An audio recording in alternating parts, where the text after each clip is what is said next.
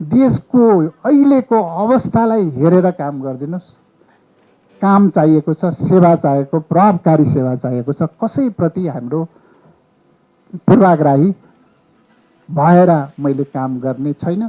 काम एकदमै द्रुत गतिमा हुनुपर्ने छ। हामीसँग 6 महिनाको समय छ।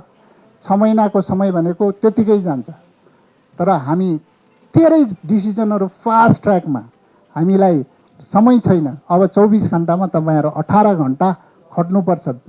18 घन्टा खटेर काम गर्नुहोस्। म पनि त्यही गर्छु। 6 घन्टा त सुत्न पनि चाहिन्छ होला। 18 घन्टा खटेर तपाईँहरू खट्नुपर्नेछ।